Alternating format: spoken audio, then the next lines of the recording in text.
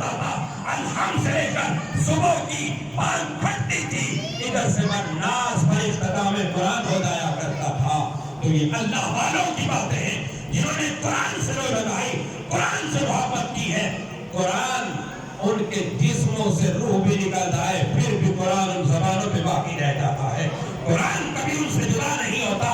ارے مسلمانوں، کیا تم نے دیکھا نہیں کربلا کے اندر سیدنا امام حسین رضی اللہ تعالی عنہ آپ کا سر تن سے جدا ہو جاتا ہے، نیزہ بلند کی ہو گئے سر امام حسین کو، پورے راستے کے اندر تلاوت قرآن ختم ہوئی۔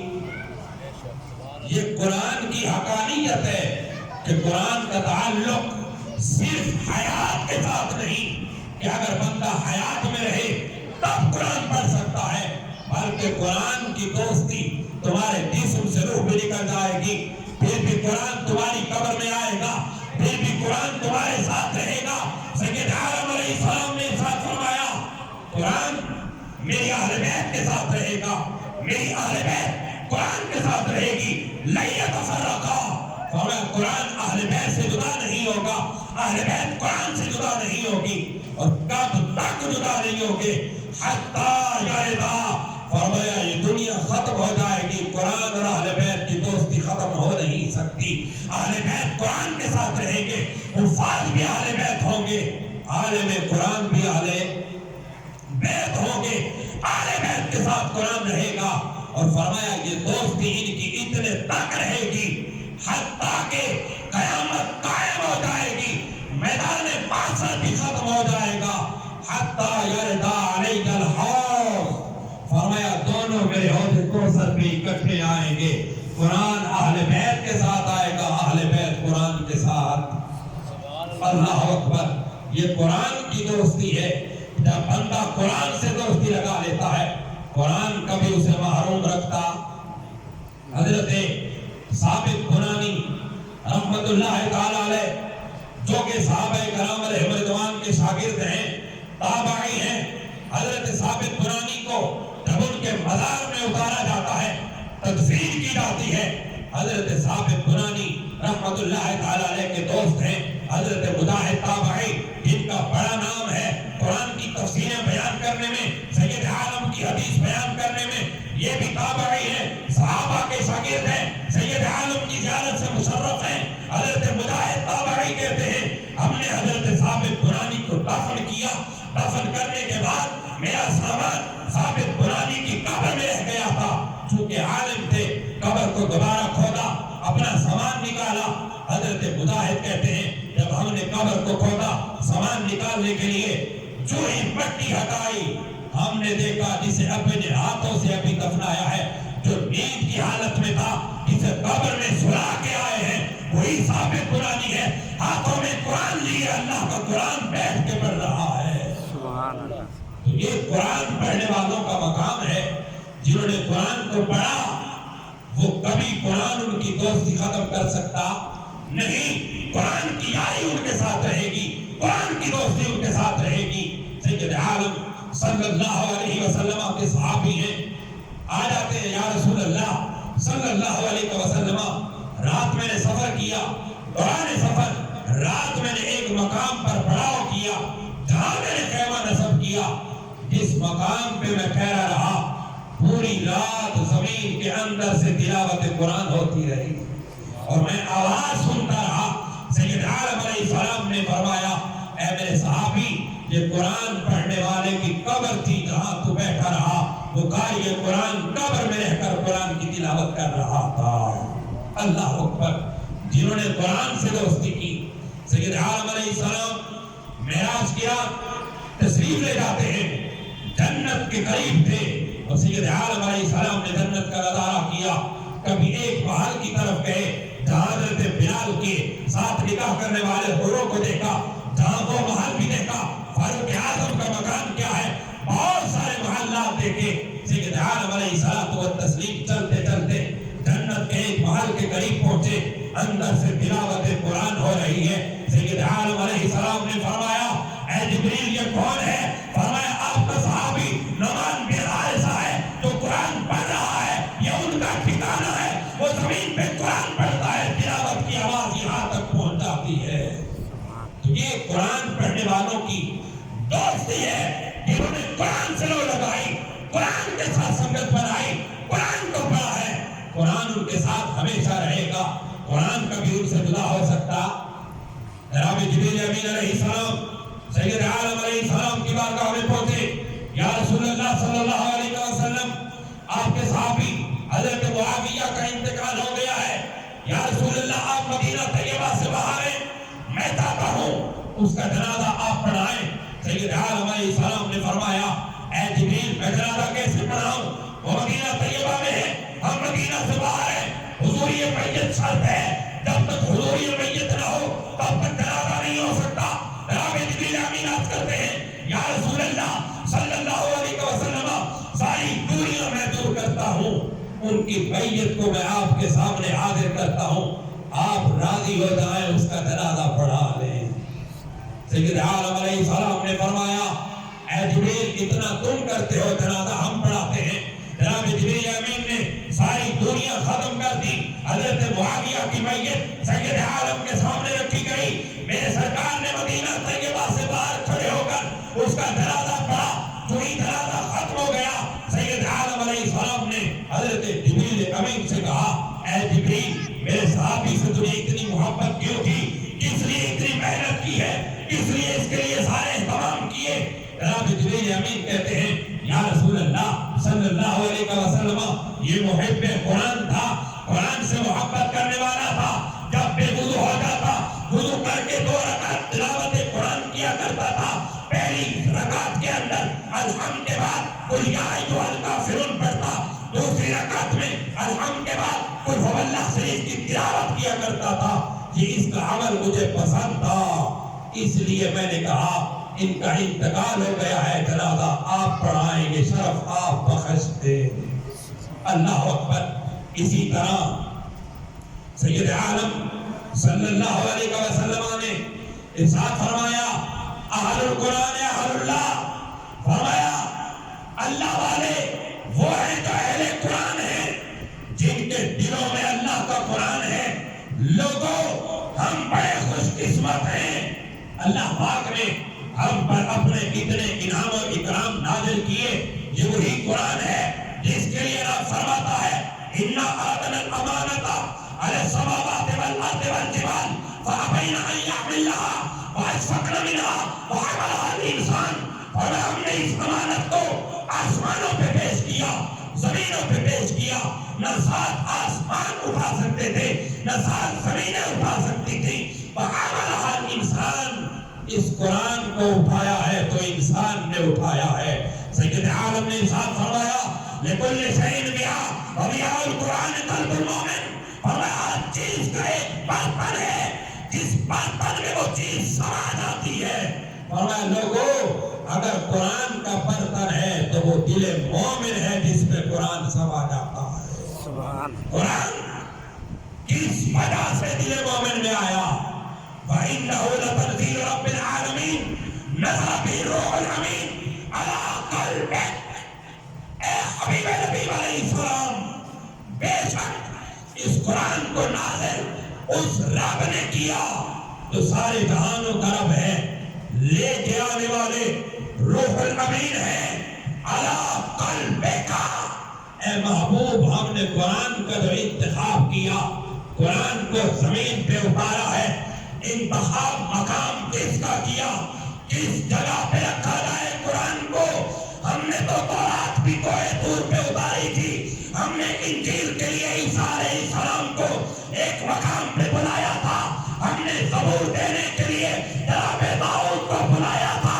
اے حبیب نبی علیہ السلام ہم قرآن دیکھنے آ رہے ہیں، پر قرآن کسی اور مقام پہ نہیں آئے گا، زمین پہ آپ رہیں گے، جہاں آپ ہوں گے قرآن وہی ہوگا، اور قرآن کا ٹھکانہ نہ زمین ہوگے نہ آسمان ہوگے نہ پہاڑ ہوگے نہ دریا ہوگے نہ شجر ہوگے نہ نباتات ہوگے نہ کوئی اور چیز ہوگی، اگر ہوگا الم نشرح لک صدرک، اے اس سینے کے تاج والے تیرا سینہ ہوگا، رب کا قرآن ہوگا۔ تجھے سید عالم کی ذات اطہر پر قرآن کو نازل کیا گیا، سید عالم کے سینے مبارک میں یہ قرآن آیا، قرآن ام ہانی کے گھر میں ہو تو سبحان الذی اسری بعبدہ اتر آتا ہے، جناب ابو بکر پاک کے گھر میں ہو تو قرآن وہاں اترا جاتا ہے، مولا علی کے گھر میں ہو قرآن وہیں آ جاتا ہے، عثمان ذو النورین کے گھر میں ہو قرآن وہیں اتر آتا ہے، فاروق اعظم مسئلہ بنا کے آئے قرآن ویسے اترا کے آ جاتا ہے۔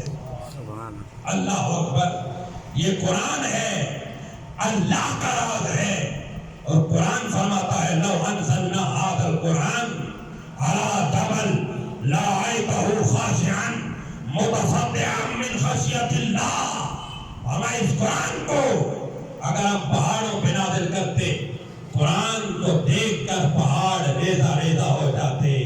أَلَمْ نَشْرَحْ لَكَ صَدْرَكَ وَوَضَعْنَا عَنْكَ وِزْرَكَ الَّذِي أَنقَضَ ظَهْرَكَ، اے حبیب ہم نے آپ کے سینے اطہر کو کھولا ہے اور آپ کی پشت مبارک سے سارے بوجھ اٹھا لیے۔ الذی انقض ظہرک ورفعنا لک ذکرک، اے حبیب ہم نے آپ ہی کے لیے آپ کے ذکر پاک کو بلند کر دیا۔ قرآن دل محبوب کے صدقے سے پہلی امتوں کو کتابیں یاد نہیں تھی، کتابیں صرف انبیاء کو یاد تھی، پر قرآن کا تحفہ ایسا آیا دل مصطفیٰ کی وجہ سے یہ صدقہ بٹا جو عالم پا رہا ہے۔ سرکار کے توسل مبارک سے قرآن دلوں میں گھر کر جاتا ہے۔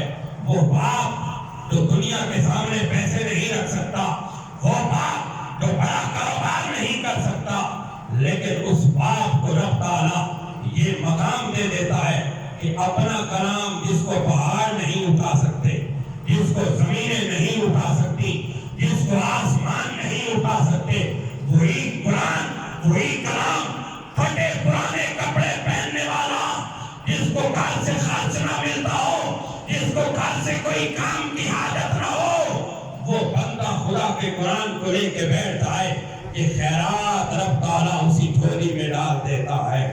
وہ جو غریبوں کا بچہ ہو، جس کو محلوں سے دھکایا جاتا ہو، مدفون بالباب ہو، جو دروازوں پہ آئے تو کوئی دروازے نہ کھولے، جو کسی کے دروازے پہ دستک دے تو لوگ دھتکار ڈالیں، یہ وہ لوگ ہیں جو مدفون بالباب ہیں۔ لو اقسم علی اللہ لا برا رب عجعت اخبارا، بڑا گندے بال ہوں گے، پھٹے پرانے کپڑے ہوں گے، مدفون بالباب ہوں گے، دروازوں سے دھتکارے ہوئے ہوں گے، لیکن حاملین قرآن ہوں گے، قرآن ان کے سینوں میں ہوگا، خدا کے رازوں کو اٹھا کے خدا کی زمین پہ گھوم رہے ہوں گے۔ یہ اللہ کا قرآن ہے، یہ اللہ کا کلام ہے۔ رب تعالیٰ جسے چنتا ہے اپنا قرآن اسی کو عطا فرما دیتا ہے۔ قرآن ایسے نہیں، قرآن وہ قرآن ہے۔ حسین ابن خدیر رضی اللہ تعالیٰ عنہ آپ فرماتے ہیں جب میں رات کو تلاوت قرآن کرنے کے لیے بیٹھا، کیونکہ اصحاب رسول کا معمول تھا، سید عالم علیہ السلام کے صحابہ کرام علیہ رضوان پورا دن میرے آقا کی بارگاہ میں رہتے، اور رات کے وقت دیکھا جاتا تھا کہ آیا صحابہ کرام کی مصروفیات کیا ہیں۔ میرے آقا کریم علیہ السلام رات کو چکر لگاتے، جب گلیوں میں چلتے اصحاب رسول کے گھروں سے رات کو بھی تلاوت قرآن کی آواز آ رہی ہے۔ اللہ اکبر۔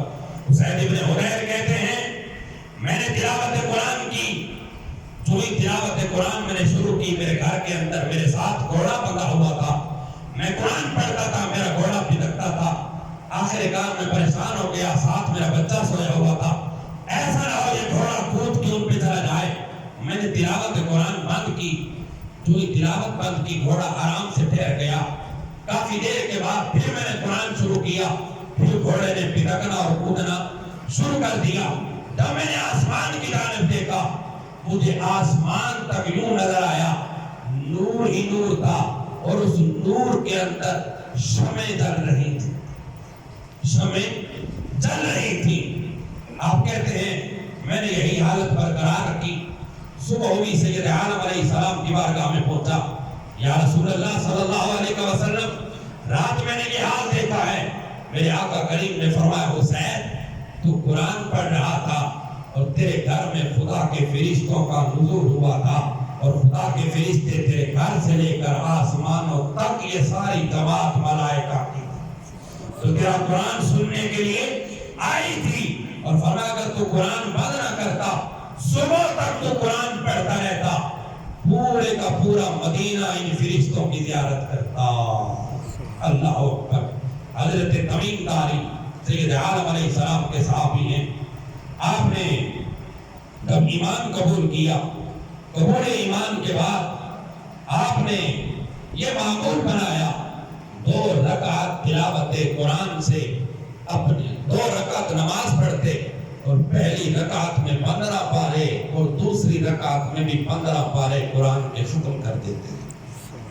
سید امام اعظم رضی اللہ تعالیٰ عنہ جب آپ کا بیت اللہ میں آئے 2 رکعت نماز شروع کی اور 2 رکعت کے اندر ہی 15 پارے ایک رکعت میں اور 15 پارے دوسری رکعت میں ختم کیے۔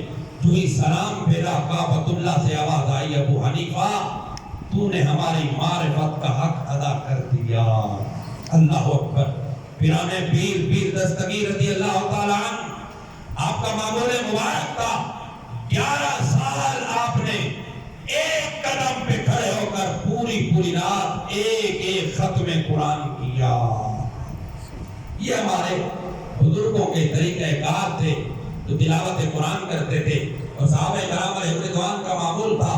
احیاء العلوم میں امام غزالی رحمۃ اللہ تعالی علیہ آپ نے ذکر کیا اصحاب رسول جمعہ کے دن قرآن کی پہلی منزل پڑھتے، قرآن کی 7 منزلیں ہیں، پہلی منزل پڑھتے جمعہ کے دن، دوسری منزل پڑھتے ہفتہ کے دن، تیسری منزل پڑھتے اتوار کے دن، چوتھی منزل پڑھتے پیر کے دن، 5ویں منزل پڑھتے منگل کے دن، 6ٹھی منزل پڑھتے بدھ کے دن اور جمعرات کو ختم قرآن ہو جایا کرتا۔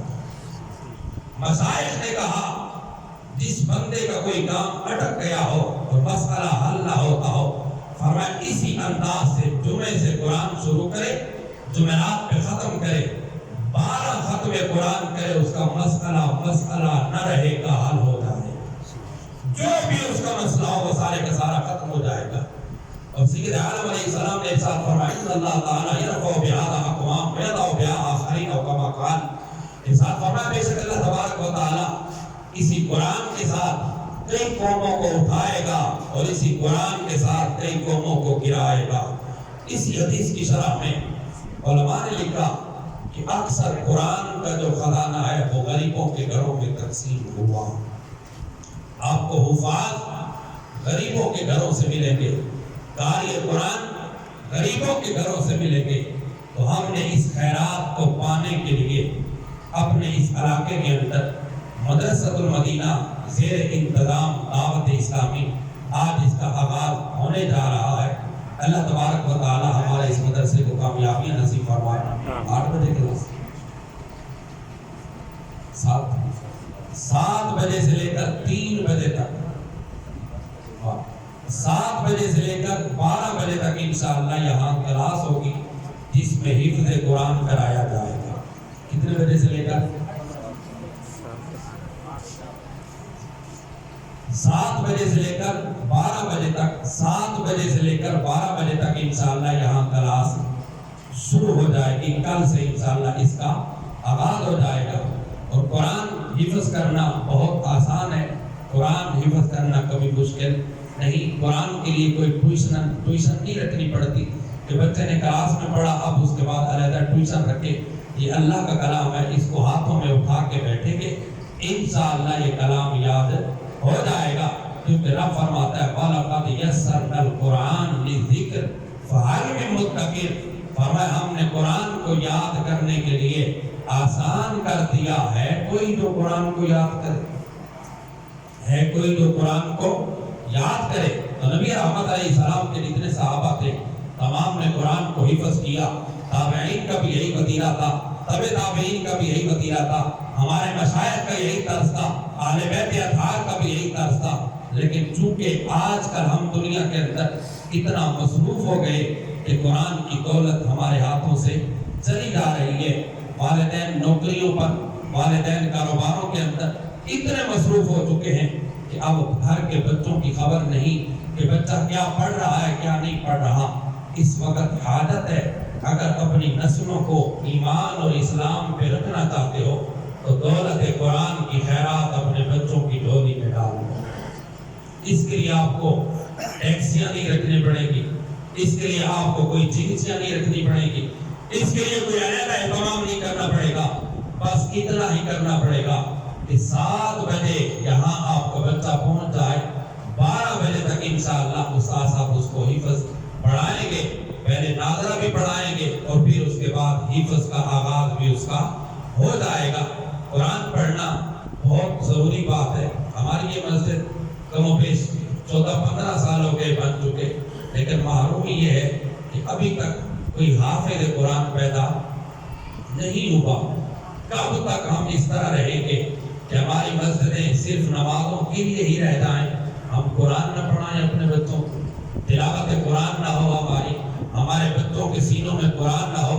اسکول ہو بے شک پڑھائیں، آپ کی ضرورت ہے، لیکن یہ وہ چیز ہے، اسکول آنکھ بند ہوگی، اسکول کا نظام سارا ختم ہو جائے گا، لیکن قرآن کا نظام قیامت تک بھی ختم نہیں ہو سکتا، قیامت کے دن بھی ختم ہو سکتا، کیونکہ سید عالم علیہ السلام نے ارشاد فرمایا، قرآن میدان محشر میں آ کر اللہ تعالیٰ کی بارگاہ میں قرآن پڑھنے والے کی سفارش کرے گا، کہے گا کہ میں نے اس کو رات سونے نہیں دیا، اس کی شفاعت کرنے کے لیے آیا ہوں، اسے بخش دے۔ تو قرآن شفیع ہے، قبر میں بھی قرآن ہے، میدان محشر میں بھی قرآن ہے۔ تو کون کون نیت کرتا ہے کہ انشاءاللہ اپنے بچوں کو یہاں حفظ قرآن کرائیں؟ ہمارا انشاءاللہ پورا نظام ہوگا دعوت اسلامی کا، ایک مدرس ہوں گے جو یہاں پڑھائیں گے، ان کا کام مسجد کی نمازوں کے ساتھ نہیں ہوگا، مسجد کے ختموں کے ساتھ بھی نہیں ہوگا، قرخانیوں کے ساتھ بھی نہیں ہوگا، ان کا تعلق صرف اور صرف آپ کے بچوں پر توجہ دینا ہے کہ جو 7 بجے اپنے گھر کو چھوڑ کے آیا یہاں وہ بیٹھے گا اور استاد صاحب اسے 12 بجے تک اپنا سبق ہی یاد کرائیں گے، ٹھیک ہے؟ تو استاد صاحب صرف اس کو قرآن ہی پڑھائیں گے، باہر رہ کے ختم پڑھنے جانا ہے یا کسی کی قرخانی میں جانا ہے، وہ آٹومیٹکلی ہمارے امام صاحب موجود ہیں، چونکہ امام صاحب کی جو ڈیوٹی ہوتی ہے وہ 24 گھنٹے کی، امام صاحب صرف 5 نمازوں کے لیے نہیں ہوتے، کسی کا کوئی فوت ہو جائے تو غسل بھی کس نے دینا ہے؟ امام نے دینا ہے، جس کا فوت ہو گیا اب اس نے یہ نہیں دیکھنا کہ امام کسی کام میں مصروف ہے یا نہیں ہے، بس اس کا فون آ جانا ہے، جی آ جاؤ ہمارے فوت کی ہو گئی، آپ نے غسل دینا ہے۔ اب جو اتنے بچوں کو لے کے بیٹھا ہے وہ غسل دینے کے لیے جائے یا ان بچوں کو، سمجھ رہے ہیں میری بات کو؟ تو اس کے لیے علیحدہ اہتمام کرنا ضروری ہے کہ جس کی توجہ صرف اور صرف بچوں کی پڑھائی پہ ہو، اس کا تعلق مسجد کے دیگر معاملات کے ساتھ نہ ہو، مسجد کا اپنا نظام، اپنا امام، قرخانی، جنازے اور دیگر جو 1 گھنٹے 2 گھنٹے کے لیے استاد صاحب کلاس پڑھاتے ہیں، وہ اپنے بچے 1 گھنٹے کے لیے جس نے بھیجنے ہیں وہ استاد صاحب کے اسی طرح پاس پڑھتے رہیں، لیکن یہ جو کلاس ہوگی اس میں 7 سے لے کر 12 بجے تک بچے جو آئیں گے ان کو پڑھائی ملے گی، یہ بچے یہاں پڑھیں گے، پھر ان کا روزانہ کا یومیہ حساب بنے گا کہ آج انہوں نے کتنا سبق پڑھا، کتنی سبقی سنائی، کتنی منزل سنائی، جو استاد صاحب پڑھانے والے ہیں ہر بچے کی فائل بنائیں گے، پھر وہ فائل ریکارڈ میں رہے گی، آپ کا جب جی چاہے اپنے بچے کی رپورٹ لینے کے لیے آ سکتے ہیں کہ میرا بچہ 1 مہینے سے آ رہا ہے، میرے بچے نے کیا کیا، تو بتائے اس کے کہ استاد آپ کو زبان سے بتائے، وہ آپ کے بچے کی فائل آپ کے ہاتھ میں دے دے گا، یہ لے لیں آپ کے بچے کی حاضری کا وقت یہ ہے، چھٹی کا وقت یہ ہے، اس دن یہ سبق، اس دن یہ سبق، اس دن یہ سبق، اس دن، میری بات سمجھ میں آ رہی؟ ایسا نظام چاہیے۔ پھر اس نظام کو چیک کرنے کے لیے ایک ناظم صاحب ہوں گے، ہمارے ناظمین بھی تشریف فرما ہیں، یہ ناظم صاحب ہر ہفتے آئیں گے اور اس استاد کی لکھی ہوئی فائل کو بھی چیک کریں گے، بچوں کا ٹیسٹ بھی لیں گے، آیا واقعی جو لکھا گیا وہ مطابق بھی ہے یا، سمجھ رہے ہیں بات؟ پھر اس کے بعد ہر مہینے ان سے اوپر والا آئے گا جو زون کو دیکھ رہا ہے، جس کے نیچے اس وقت 45 مدرسے ہیں دعوت اسلامی کی جو ڈیرہ اسماعیل خان میں چل رہے ہیں. یہ 46واں مدرسہ ہے اور انشاءاللہ 1 مہینے کے بعد شیخ یوسف میں بھی اور مدرسہ ہمارا کھل جائے گا. اور اس وقت ڈیرہ اسماعیل خان میں جو بچے حفظ و ناظرہ پڑھ رہے ہیں 1200 کے قریب تعداد ہے جو بچے پڑھ رہے ہیں. اور اسی شعبان میں ہمارا مدرسۃ المدینہ جو بریالی میں ہے وہاں 57 بچوں نے حفظ کیا. ان کی دستار بندی تھی لیکن موجودہ ملک کی صورتحال کے پیش نظر نہیں کی گئی. آنے والے سالوں میں انشاءاللہ اس کا آغاز بھی ہو جائے گا اور یہاں وہ ناظم صاحب بھی آئیں گے. پھر ان کے بعد ایک وہ ہے جو اس وقت ہمارے 750 مدارس کو دیکھ رہے ہیں. پھر وہ آئیں گے, یہ مدرسہ بھی ان کے ساتھ ہوگا. تنخواہ بھی انہوں نے دینی ہے, نظام بھی انہوں نے چیک کرنا ہے. اور جو استاد صاحب یہاں بیٹھیں گے ان کی حاضری کا نظام کیا ہوگا, وہ ہمارا نیٹ کا سسٹم ہے. استاد صاحب کی حاضری ڈائریکٹ لگے گی, موبائل آن کریں گے, یہاں حاضری لگائیں گے اور لوکیشن بتائے گی کہ استاد مدرسے میں ہے یا کہیں. کوئی سمجھ بھی آمدی پہ یہ کہ نہیں؟ تو وہ اس استاد صاحب کی حاضری یہاں سے لگے گی اور استاد صاحب کو پتہ چل جائے گا کہ استاد صاحب کلاس میں بیٹھے ہیں یا نہیں بیٹھے. اگر 5 دن یا 4 دن ہمارا استاد 5 منٹ لیٹ آتا ہے تو چوتھے دن سے ان 5 منٹوں کی تنخواہ بھی اس کی کم. سمجھ رہے ہیں بات؟ استاد صاحب چھٹی کریں گے, مہینے میں 1 چھٹی کی اجازت, زیادہ چھٹیوں کی اجازت نہیں ہے. 1 چھٹی سے بڑھ کر دوسری چھٹی کی طرف جائیں گے, اس دن کی تنخواہ بھی کاٹی, کیونکہ یہ چندے کا پیسہ ہے اور چندے کے پیسوں کے ساتھ موج نہیں ہوتی. اس کے 1 روپے کا حساب ہوگا. سمجھ رہے بات؟ تو جو استاد صاحب یہاں ہوں گے ان کا مکمل طور پر یہ نظام ہوگا. اور پھر اس کے بعد یہ الحمدللہ ہر مہینے چیک ان بیلنس بھی رہے گا, کون سے بچے آ رہے ہیں کون سے بچے نہیں آ رہے. اور ہر مہینے انشاءاللہ سرپرستوں کو بھی بلایا جائے گا اور بلا کر ہر سرپرست کو اس کے بچے کی فائل اس کے ہاتھ میں دے کر اسے بتایا جائے گا کہ یہ دیکھ لیں, یہ رپورٹ ہے, آپ کا بچہ آیا تھا ہمارے پاس, جس دن آیا تھا یہاں تھا, مہینے کے بعد یہاں گیا, اگلے مہینے وہاں ہوگا, اس سے اگلے مہینے. اور جو بچہ یہاں پڑھے گا پڑھنے کے بعد اس کو کہیں قرات کورس کرنے کی حاجت نہیں ہوگی. انشاءاللہ قواعد قرات بھی پڑھ کے جائے گا, مخارج بھی پڑھ کے جائے گا, اور ساتھ ساتھ ایمان کیا ہے, وضو کے فرض کتنے ہیں, نماز کے فرض کتنے ہیں, یہ پورا نصاب بھی ساتھ پڑھایا جائے گا. اور اس کا بھی انشاءاللہ پورے کا پورا ایک امتحان ہوگا. اللہ نے چاہا تو انشاءاللہ بہار ہوگی اور روزانہ صبح یہاں اسمبلی بھی ہوگی, اور جس میں یہ دعا بچے پڑھیں گے تو ہم بھی اس کو پڑھ لیں گے. اللہ مجھے حافظ قرآن بنا دے, قرآن کے احکام پہ بھی مجھے کو چلا دے,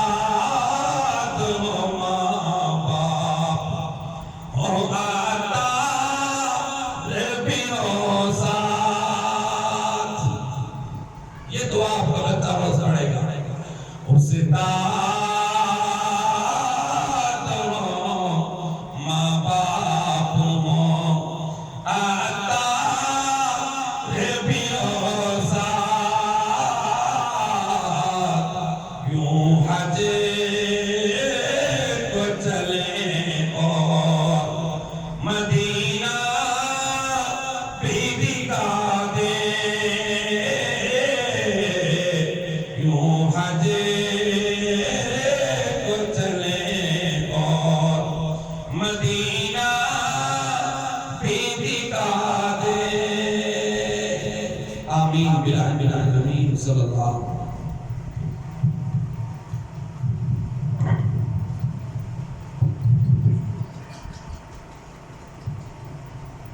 الحمدللہ رب العالمین والصلاة والسلام علی سید المرسلین اما بعد فاعوذ باللہ من الشیطان الرجیم بسم اللہ الرحمن الرحیم.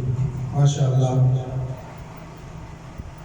فضائل قرآن پر ہم نے قرآن و سنت کی روشنی میں الحمدللہ ہم نے بیان سنا، حفظ قرآن کے فضائل بھی سنے، اور الحمدللہ ہمیں یہ بھی ترغیب دلائی گئی کہ ہم اپنے بچوں کو حافظ بنائیں، عالم بنائیں.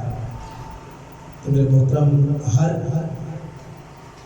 احباب سے، ہر دوست سے، ہر اسلام بھائی سے میں یہی عرض کروں گا کہ اگر اللہ تبارک و تعالیٰ نے آپ کو 3 بیٹے دیے، 4 بیٹے دیے، 5 بیٹے دیے، تو کم از کم نیت کر لیں کہ انشاءاللہ ان 4، 3، 5 میں سے میں کسی ایک کو باعمل حافظ، باعمل عالم دین بناؤں گا. دنیاوی تعلیم پہ ہماری پوری توجہ ہے، اس کے لیے ہزاروں روپے ماہانہ فیسیں بھی برداشت کر رہے ہیں، لیکن اللہ تبارک و تعالیٰ میرے شیخ شریعت و طریقت امیر علیہ سنت کو عمر بالخیر عطا فرمائے کہ آپ نے امت مسلمہ کی اصلاح کے لیے الحمدللہ 1980 میں دعوت اسلامی کی بنیاد رکھی اور امت کی اصلاح کا جذبہ لے کر نکلے، اور آج وہ مرد کامل دنیا کے 200 ملکوں سے زائد ملکوں میں پہنچ چکا ہے. اور اس وقت میری گمان کے مطابق 4000 سے اوپر دعوت اسلامی کے مدارس چل رہے ہیں، جس میں 2 لاکھ سے زائد علماء حفظ قرآن کی دولت سے مالامال ہو رہے ہیں، اور الحمدللہ لاکھ سے اوپر اسلامی بھائی عاشقان رسول عالم دین بن رہے ہیں. تو یہ سب کچھ میرے شیخ شریعت و طریقت امیر اہل سنت کا فیضان ہے.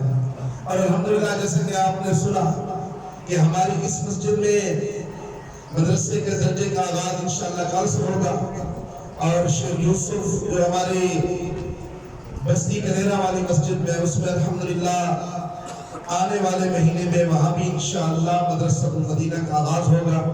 3 انشاءاللہ اور بھی درخواستیں ہم نے مرکز کو پیش کی ہے. تو جیسے انشاءاللہ مرکز ہمیں اجازت دیتے جائیں گے، کہ نیت ہے کہ انشاءاللہ اس پورے علاقے میں مدارس کا جال بچھائیں گے انشاءاللہ. آپ کے تعاون سے، آپ کی کوششوں سے دعوت اسلامی ہمارے لیے اتنی کوشش کرے کہ فی سبیل اللہ ہمیں علم دین کی زیور سے دعوت اسلامی مال کر رہے. تو کم از کم آپ نیت فرما لیں کہ انشاءاللہ ہم نے بھی دعوت اسلامی کے ساتھ ہر قسم کا تعاون کرنا ہے. اور اس وقت جو ہمیں آپ کے تعاون کی ضرورت ہے، وہ اپنے بچے دعوت اسلامی کے مدرسہ میں داخل کریں. تو جس طرح اعلان ہو چکا کہ کل انشاءاللہ 7 بجے سے 7 سے 12 شاید یہ مرکز کا دیا ہوا جدول ہے، تو چند دن کے بعد ہو سکتا ہے کہ ٹائمنگ چینج ہو جائے. تو جس طرح ٹائمنگ چینج ہوگی تو انشاءاللہ اس کے مطابق ہم اپنے بچوں کو بھیجیں گے. تو تمام اسلامی کوشش فرمائے، اگر اپنا بچہ ہے، بھتیجا ہے، بھانجا ہے، اس کی نیت کر لیں. اگر اپنے بیٹوں میں، بھتیجوں میں، بھانجوں میں کوئی ایسا نہیں ہے تو کم از کم یہ نیت کر لیں کہ میں نے اپنے محلے میں، اپنے پڑوسیوں میں سے کسی نہ کسی ایک بچے کو اٹھا کر انشاءاللہ دعوت اسلامی کے اس مدرسہ میں داخل کرنا ہے. ہو سکتا ہے کہ یہی بچہ کل کو عالم دین بن جائے، مفتی بن جائے. اور حدیث مبارکہ میں کچھ اس قسم کا مضمون ہے کہ کل قیامت کے دن ہر ایک کو نام اعمال دے کر جنت میں بھیج دیا جائے گا، لیکن عالم دین کو روکا جائے گا اور اسے کہا جائے گا کہ آج تم جس کی شفاعت کرے گا، تیری شفاعت کی برکت سے رب تعالیٰ فرمائے گا کہ میں اس کو جنت عطا فرماؤں گا. تو کم از کم کسی ایک کو عالم بنا لے گا، اپنی بخشش، اپنی مغفرت کا سامان تیار کر لے. اللہ تبارک و تعالیٰ کی بارگاہ میں دعا ہے کہ اللہ تبارک و تعالیٰ ہمیں علم دین کے ساتھ محبت کرنے، علم دین حاصل کرنے کی توفیق عطا فرمائے. اب انشاءاللہ اسلام ہوگا، اس کے بعد دعا ہوگی، دعا کے بعد نماز عشاء ہوگی، اور نماز عشاء کے بعد آپ تمام اسلامیوں کے لیے ہماری اس مسجد کے اسلامی بھائیوں نے لنگر کے اہتمام کیا ہے. تو نماز عشاء کے بعد انشاءاللہ تمام اسلامی لنگر تناول فرما کے تشریف لے جائیں. مصطفیٰ